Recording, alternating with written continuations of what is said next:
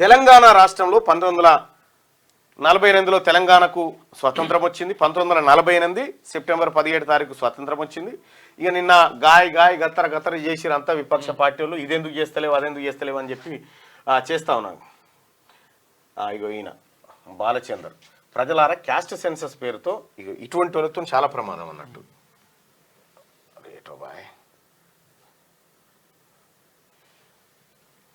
ఎట్రా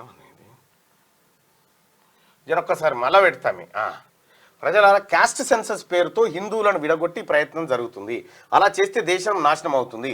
రాహుల్ యుఎస్లో మాట్లాడిన మాటలు ఇక్కడ ఎవడు చెప్పడు. ఈయనకు తెలుసుగా ఈయన చెప్పమని ఏందో చెప్పడు.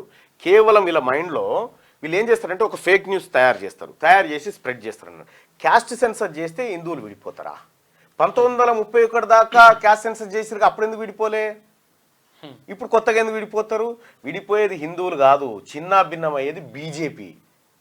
హిందువులందరూ ఒక మూటగట్టి వాళ్ళ భావోద్రేగాలతోని డ్రామా ఆడేటువంటి బీజేపీకి కష్టం అది.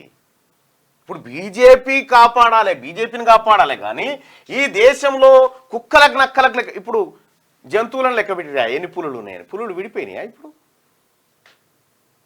కుక్కలను లెక్క కుక్కలు విడిపోతాయా?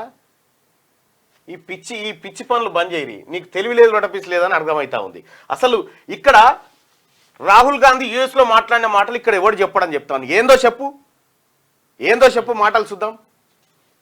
ఏ మాత్రం లేకుండా బుర్రలో 1% వాడకుండా లేని అంశాన్ని ప్రజల్లోకి తీసుకొచ్చి ప్రజల్లో కలవరపట్టాలని ఇవాళ క్యాస్ట్ సెన్సస్ చేస్తే నేను చెప్తా ఉన్నాగా బీజేపీ పుట్టగతులు లేకుండా పోతుంది.